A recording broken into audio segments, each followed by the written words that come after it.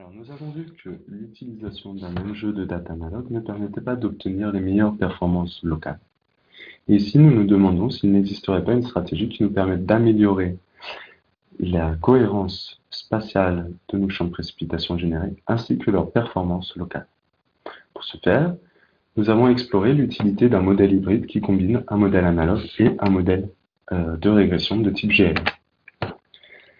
Alors, pour rappel, le modèle analogue fonctionne comme ci. Pour une journée de prédiction considérée, nous allons regarder dans une archive de grande échelle de situations candidates quelles sont les situations les plus similaires.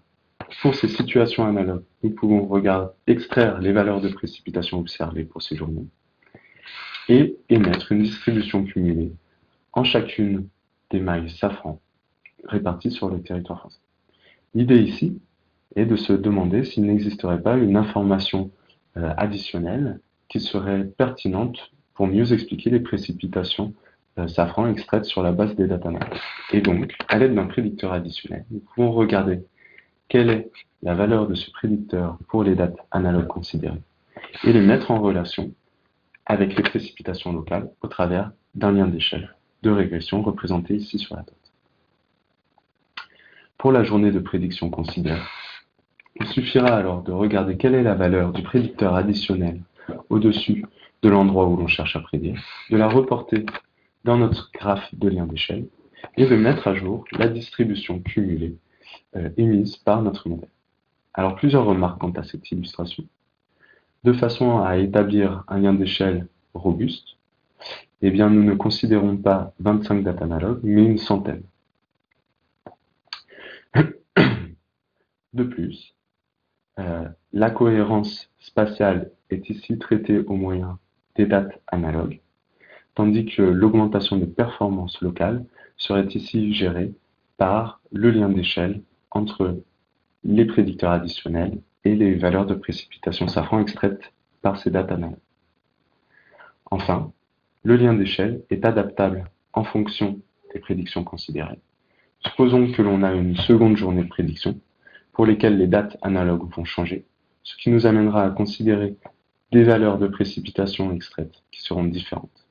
Et comme ces précipitations sont différentes, eh bien peut-être ce sera une information de grande échelle qui sera différente, qui sera nécessaire pour mieux expliquer les précipitations safran, ce qui nous amènera à considérer un lien d'échelle qui sera différent et donc qui sera adapté à la situation à prédire au travers du conditionnement par des data analogues. Alors, cette partie, le problème de cette partie réside à comment allons-nous établir notre lien d'échelle.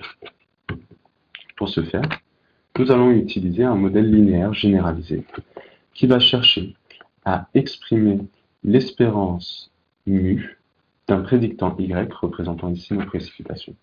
Et nous sommes obligés de transformer cette espérance au travers d'une fonction lien petit g de façon à exprimer notre variable en fonction d'une combinaison linéaire de prédicteurs petit x.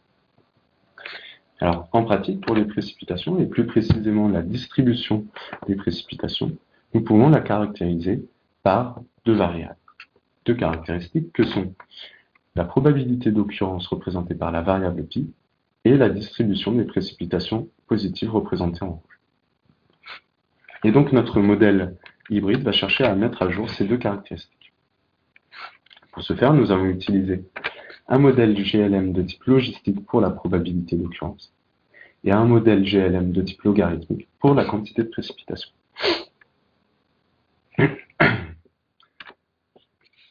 Alors maintenant, quels sont les prédicteurs qui sont les plus pertinents de façon à expliquer nos précipitations?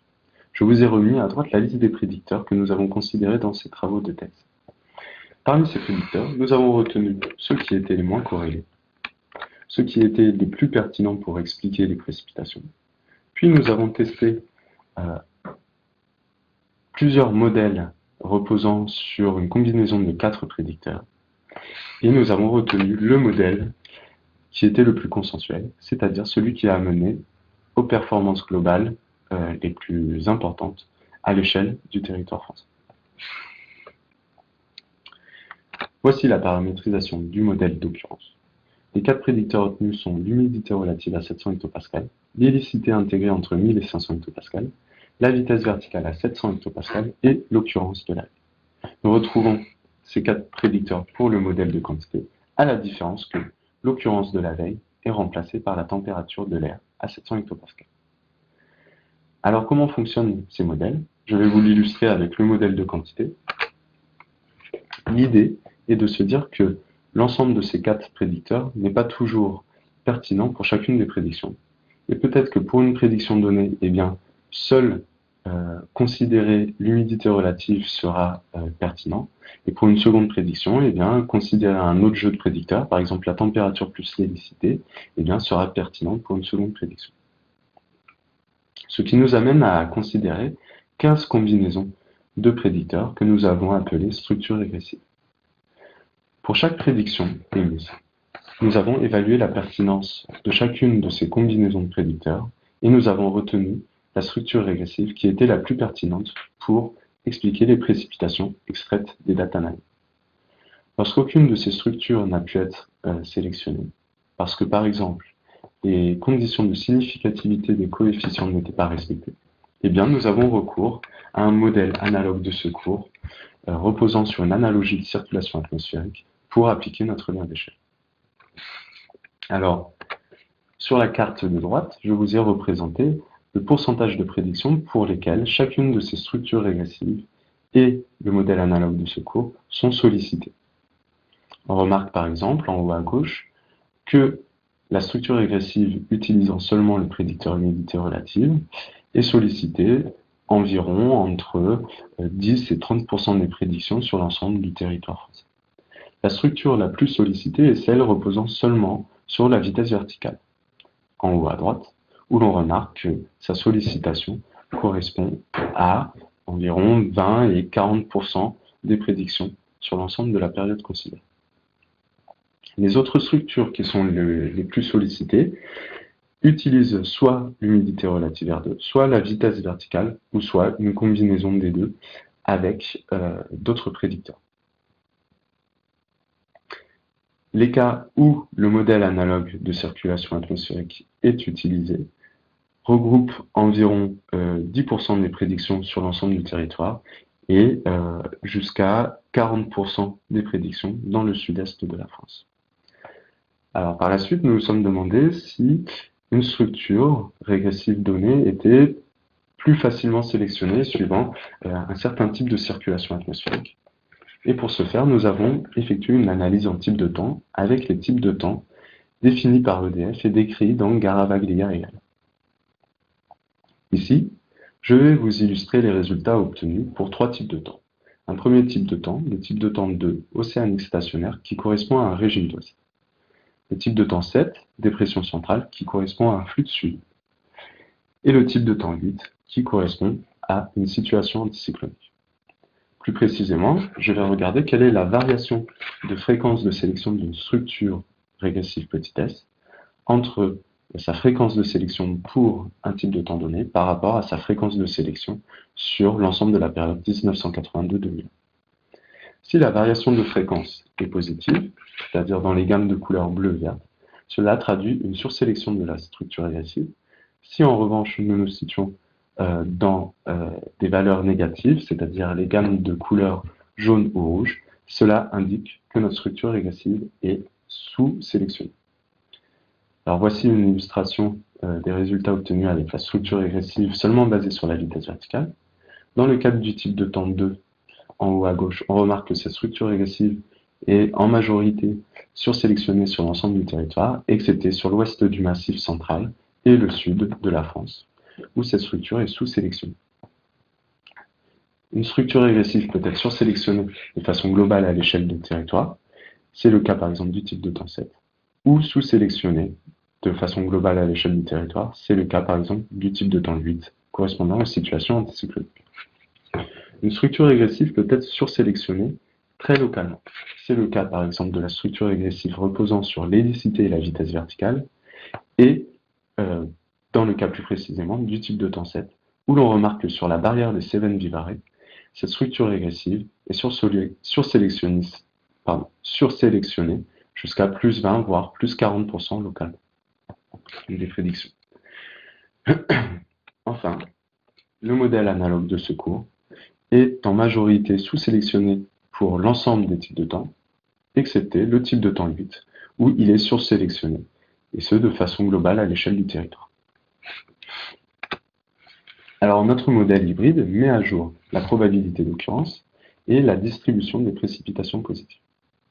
Cependant, il arrive parfois que seule la distribution des précipitations positives a été mise à jour, ou seule la probabilité d'occurrence des précipitations a été mise à jour, ou qu'aucune de ces deux caractéristiques n'a pu être mise à jour, et dans ce cas, nous utilisons le modèle analogue de ce cours. Alors voici le pourcentage de prédictions pour lesquels nous retrouvons chacun de ces quatre cas. On remarque que le cas qui se retrouve le plus fréquemment, à hauteur de 90-95% des prédictions, est le cas où les deux caractéristiques, probabilité d'occurrence et distribution positive des précipitations, sont mises à jour. Excepté avec un pourcentage de cas plus faible dans le sud-est de la France, où le cas numéro 4 se retrouve jusqu'à 65% des prédictions. On peut se demander quelle est la valeur de précipitation moyenne obtenue pour chacun de ces cas. Et si nous comparons cette précipitation moyenne par rapport à la précipitation moyenne calculée sur l'ensemble de la période, voici les valeurs de ratio que nous obtenons sur la droite de ce diaporama. On remarque que les cas où la quantité n'est pas mise à jour, ces journées correspondent à des journées qui sont relativement sèches. Alors ceci peut s'expliquer par la raison que pour ces journées, les dates analogues qui ont été retenues sont dans une large majorité, ou ont conduit dans une large majorité à l'obtention de précipitations nulles. Et dans ce cas, il est très difficile d'établir de manière robuste un lien d'échelle concernant la quantité. A l'inverse, le cas où la quantité est seulement mise à jour, on peut supposer, cela correspond à des journées qui sont fortement humides, jusqu'à entre 4 et 6 fois supérieures à la précipitation moyenne calculée sur l'ensemble de la période. Et pour ces journées, les dates analogues sont dans une large majorité, ont conduit dans une large majorité à l'obtention de précipitations positives. Et dans ce cas, il est très difficile d'établir de manière robuste un lien d'échelle entre la probabilité d'occurrence et un prédicteur additionnel de grande échelle. Maintenant, quelle est la performance de notre modèle hybride? La voici de représenter sur la droite, et on peut la comparer avec la performance obtenue par nos deux modèles analogues, le premier reposant seulement sur une analogie de circulation, et le second reposant sur une analogie de circulation atmosphérique et une analogie d'humidité. On remarque que les performances sont plus importantes dans le cadre de notre modèle hybride, et si l'on effectue cette fois la différence de performance par rapport au modèle analogue seulement basé sur une circulation atmosphérique, eh bien nous obtenons les gains de performance représentés à droite pour le modèle analogue à deux analogies et notre modèle hybride. On remarque que le modèle analogue à deux niveaux d'analogie obtenait un gain de performance par rapport au modèle analogue à un seul niveau d'analogie, qui était à peu près égal à 0,03 de CRPSS pour l'ensemble des mailles safran réparties sur notre territoire, tandis que, concernant notre modèle hybride, ce gain de performance est en moyenne supérieur à 0,06 de CRPSS pour l'ensemble des mailles réparties sur notre territoire. Alors d'où provient ce gain de performance? Est-il dû à une mise à jour de la probabilité d'occurrence ou à une mise à jour de la quantité? Ici, je vais considérer quatre expériences.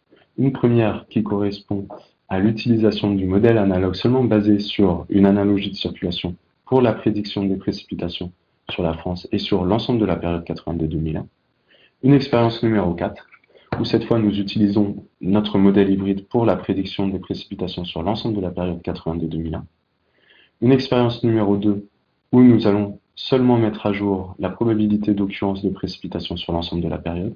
Et une expérience numéro 3, où nous allons seulement mettre à jour la quantité de précipitations sur l'ensemble de la période. Voici les résultats que nous obtenons. On remarque que l'expérience numéro 3, pour laquelle nous avons seulement mis à jour la quantité de précipitations, obtient des performances en CRPSS qui sont relativement similaires à celles obtenues par notre modèle hybride, correspondant à l'expérience numéro 4. Et donc on peut dire ici que le gain de performance obtenu par notre modèle hybride par rapport aux performances obtenues par le modèle analogue lorsqu'il est appliqué sur l'ensemble de la période est principalement dû à la mise à jour de la quantité de précipitation.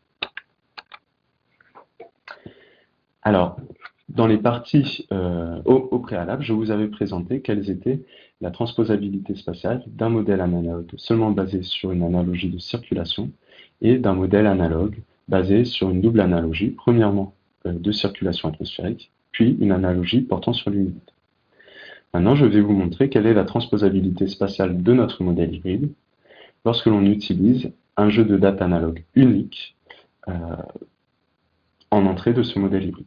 Pour ce faire, nous allons utiliser le jeu de dates analogue unique, extrait optimisé pour notre maille du nord-ouest et celui optimisé pour la maille du sud-est.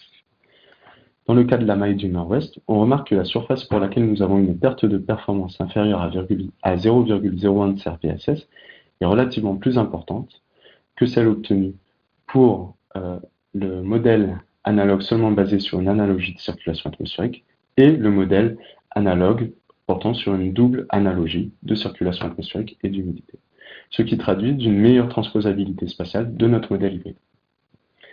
De plus, on retrouve aussi ce résultat lorsque l'on utilise un jeu de dates analogue unique qui a été optimisé pour une maille située dans le sud-est de la France.